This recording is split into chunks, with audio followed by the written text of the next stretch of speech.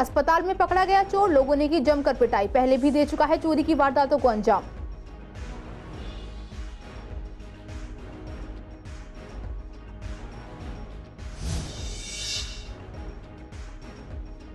अफसर पर रेप का आरोप लगाने वाली लड़की का एक और बयान, उस्मानपुर के कई लड़कों ने भी की उससे दुष्कर्म, पुलिस ने दर्ज किया रेप का एक और मामला।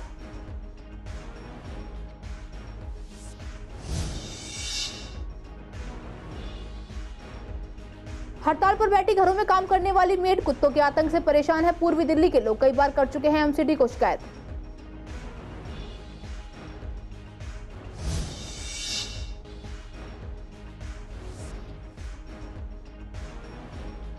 बारिश के कारण बीच रोड पर गिरा पेड़, लगा भयंकर जाम, लोगों को हुई काफी परेशानियां।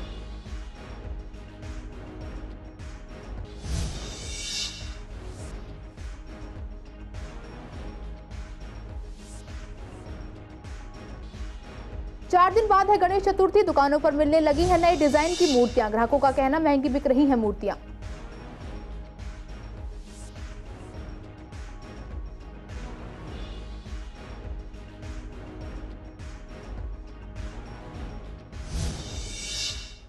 नमस्कार, आप देख रहे हैं सीसीएन लाइव। मैं हूं आपके साथ काजल चौधरी। स्वागत है आपका हमारे खास कार्यक्रम पूर्वी दिल्ली खास में। कुछ खास खबरों के साथ करते हैं बुलेटिन की शुरुआत। पूर्वी दिल्ली के कृष्णा नगर इलाके के एक हॉस्पिटल में बीती रात उस समय हड़कंप मच गया जब एक चोर को हॉस्पिटल के स्टाफ ने वहां चोरी करते हुए पकड़ लिया। दरअसल पकड़े जाने के बाद आरोपी धमकी देने लगा कि वह अस्पताल को उड़ा देगा। इसके बाद अस्पताल स्टाफ समेत तमाम लोगों ने उसकी जमकर पिटाई कर उसे पुलिस के हवाले कर दिया। पुलिस ने संबंधित धाराओं में केस दर्ज कर छानबीन शुरू कर दी है। इलाके में रहने वाले लोगों ने बताया कि रात करीब 9 बजे अचानक इलाके में स्थित सिंघल मेडिकल स्टोर में शोर शराबा होने लगा। लोग जमा हुए तो पता चला कि एक युवक को अस्पताल स्टाफ ने दूसरी मंजिल पर पानी की टैप चोरी करते हुए पकड़ा था। पकड़े जाने के बाद वह स्टाफ को धमकी देने लगा कि अस्पताल को उड़ा दूंगा, अभी लोगों को बुला रहा हूं। इस बात पर अस्पताल में काम करने वाले कर्मचारियों ने उसे थप्पड़ मार दिए और उसने बाहर लोगों को बताया कि वह चोर है और लोगों ने भी उसकी जमकर पिटाई की, जिसके बाद अस्पताल स्टाफ उसे कृष्णा नगर थाने लेकर गए। पुलिस ने आरोपी कुणाल शर्मा को मेडिकल करवाने के बाद गिरफ्तार कर लिया। अस्पताल स्टाफ का आरोप है कि यह पहले भी यहां चोरी कर चुका है। उन्हें शक है कि इसी ने पहले भी चोरी की वारदातों को अंजाम दिया था। आरोपी पास के भोलानाथ नगर इलाके में रहता है। दिल्ली सरकार के महिला और बाल विकास विभाग के निलंबित डिप्टी डायरेक्टर प्रमोदय खाका पर कई महीनों तक दुष्कर्म का आरोप लगाने वाली किशोरी के दूसरी बार दिए बयान में चौंकाने वाला खुलासा किया गया है। किशोरी ने अपने बयान में बताया कि उसके साथ पूर्वी दिल्ली के उस्मानपुर इलाके में भी कई लड़कों ने कई बार दुष्कर्म किया था। बताया जा रहा है कि किशोरी ने दूसरी बार सीआरपीसी की धारा 161 के तहत दिए बयान में यह बात बताई है। दरअसल शिकायतकर्ता ने बताया कि जब वह अपने परिवार के साथ बुराड़ी इलाके में रहती थी तब 2018 से 2020 के बीच कुछ लोगों ने उसके साथ यौन उत्पीड़न किया। शिकायत के बाद पुलिस मामले की जांच कर रही है। पुलिस ने 13 सितंबर को एफआईआर दर्ज कर आईपीसी 376 के तहत पॉक्सो अधिनियम के तहत मामला दर्ज किया है। अभी किसी लड़के की गिरफ्तारी की सूचना नहीं है। पुलिस ने बताया कि दिल्ली के न्यू उस्मानपुर थाने में पीड़ित लड़की की शिकायत पर दुष्कर्म का एक और नया मामला दर्ज किया गया है। लड़की ने मजिस्ट्रेट के सामने दिए बयान में बताया कि उस्मानपुर एरिया में भी उसके साथ कुछ लड़कों ने अलग अलग समय पर गलत काम किया था।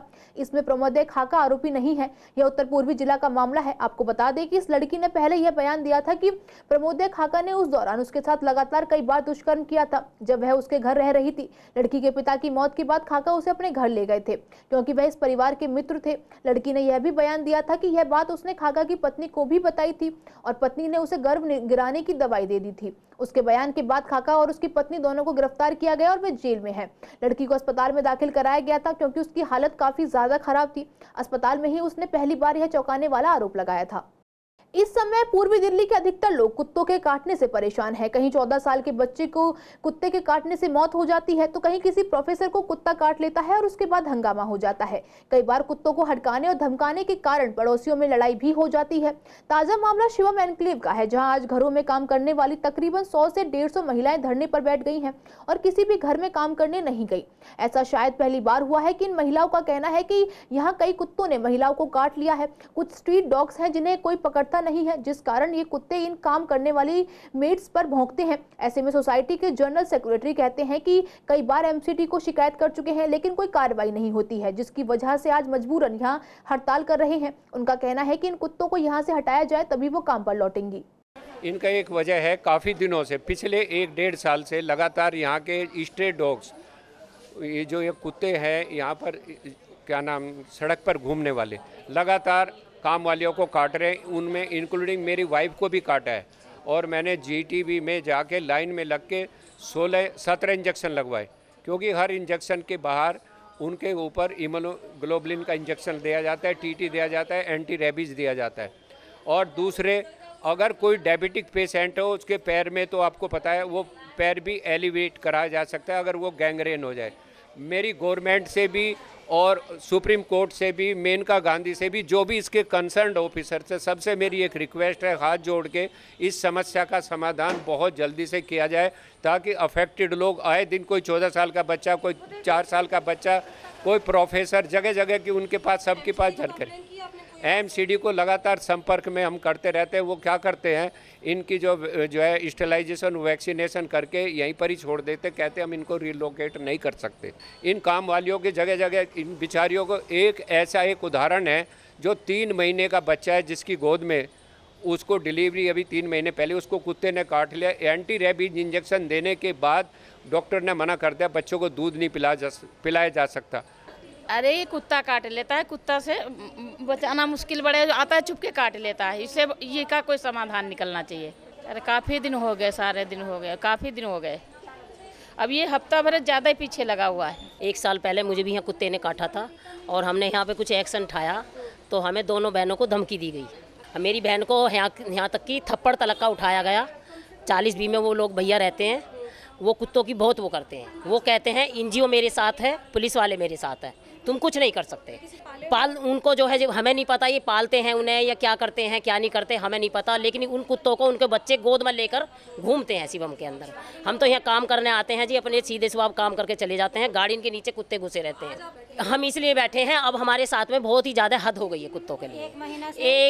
एक नहीं काटी है यहाँ पे, 10 काम वाली अब 3-4 दिन से काट लिए उन्होंने, जब हमने अब आकर एक्शन उठाया है। जब कुत्ते काट लेते हैं तो हम डंडे लेके जाते हैं, कहते कोई कुत्ता को नहीं मारेगा, अब मारेगा तो हम हमारे सामने मार के दिखाओ, फिर हम बताते हैं। यहाँ पे ये होता है, यहाँ पे हम लोग यही चाहते हैं कि जो कुत्ते काट रहे हैं ना, वो कुत्ते को कम से कम यहाँ सोसाइटी से बाहर किया जाए। क्योंकि देखो, हमें भी एनिमल से प्यार है, हमें ऐसा नहीं है कि हमें एनिमल से प्यार नहीं है, हम भी एनिमल से बहुत प्यार करते हैं। मगर ये है कि ये कुत्ते काटते हैं, जो इन्होंने खिलाते हैं पिलाते हैं, ठीक है, अपने घर में नहीं रखते हैं। जहां एक तरफ बारिश होने से पूर्वी दिल्ली के लोगों को गर्मी से राहत मिली है, वहीं दूसरी तरफ आज पूर्वी दिल्ली के विवेक विहार रेड लाइट पर सड़क पर पेड़ गिर जाने के कारण भयंकर जाम देखने को मिला। इस जाम में 4 एम्बुलेंस और 1 पुलिस की गाड़ी भी फंसी रही, जिस वजह से लोगों को काफी दिक्कतों का सामना करना पड़ा। आधा घंटा हो गया करीब। आधा घंटा? हाँ। कहाँ से आ रहे हो तो कहाँ जा रहे हैं? मैं आ रहा था विश्वास नगर से ही जा रहा हूँ विवेक विहार। कोई नहीं है ट्रैफिक वाला यहाँ पे। यहाँ से फंसे कॉलेज पे से। अच्छा, कॉलेज जो ये महिला कॉलेज? हाँ। आधा पौन घंटा हो गया जी, ऐसे खड़े हुए? ऐसे ही खड़े हैं, कोई है ही नहीं, ट्रैफिक वाला ना पुलिस वाला, कोई नहीं है। एम्बुलेंस को भी जगह का रास्ता नहीं दे रहे निकलने के लिए। गणेश चतुर्थी 4 दिन बाद है। इस महीने की 19 तारीख को गणेश चतुर्थी है और इसी दिन से लोग अपने घरों में बप्पा को लाने लगते हैं। हालांकि अभी इसमें समय है, लेकिन अभी से बाजारों में और सड़क किनारे गणेश की मूर्तियां बिकने लगी हैं। ऐसे में दुकानदार ने बताया कि आज से ही दुकान लगाने की शुरुआत की है और चाह रहे हैं कि जल्दी ही मूर्तियां बिक जाए, लेकिन अभी ग्राहक खरीदने कम और देखने के लिए दुकानों पर ज्यादा आ रहे हैं। वहीं ग्राहक मानते हैं कि इस बार मूर्तियां काफी महंगी हैं। दुकानदार भी नए डिजाइन की मूर्तियां बना रहे हैं और बेच रहे हैं। जैसे हम लोग रखते हैं ना घर में, या बाहर स्टेज लगा के रखेंगे, तो हमें इसको 5 दिन का वो देते हैं।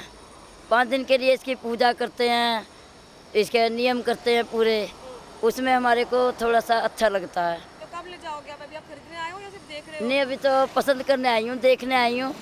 बेटे को लेके आऊँगी साथ, बहू को लेके आऊँगी, फिर वो कहेंगे जब उठाऊँगी। अभी नहीं आ रहे कोई भी, लेकिन 18 तारीख से स्टार्ट है।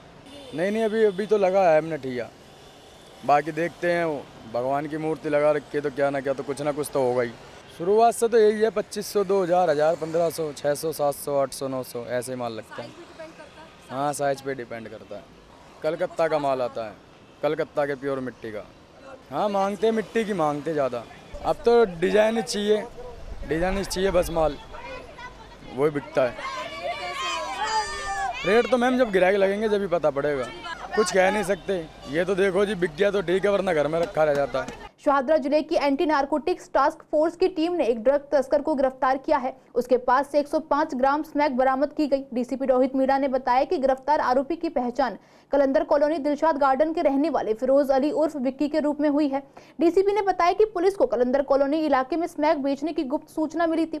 संदिग्ध व्यक्ति पर नजर रखकर इस संबंध में खुफिया जानकारी विकसित की जा रही थी, जिस आधार पर छापेमारी की गई और आरोपी को गिरफ्तार किया गया।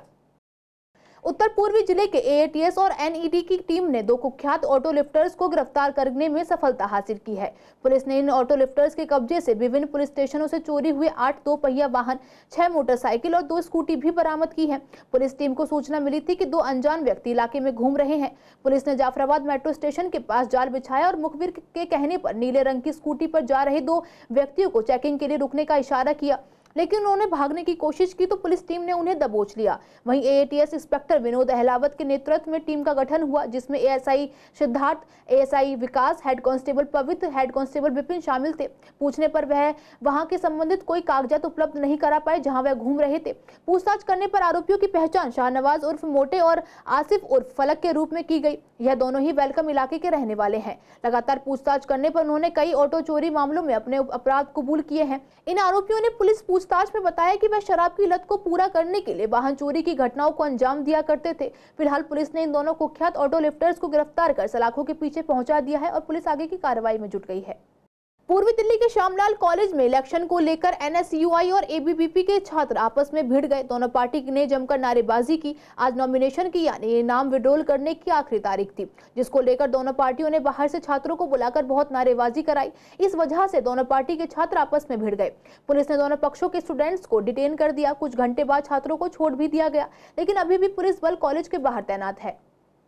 पूर्वी दिल्ली स्थित श्यामलाल कॉलेज में इलेक्शन को लेकर जो है दोनों पार्टी आपस में भिड़ती नजर आई और आपको ताज़ा तस्वीर दिखाएं कि यहाँ पर पुलिस बल तैनात है और नॉमिनेशन वापस लेना और भरने को लेकर यहाँ पर झगड़ा हुआ था।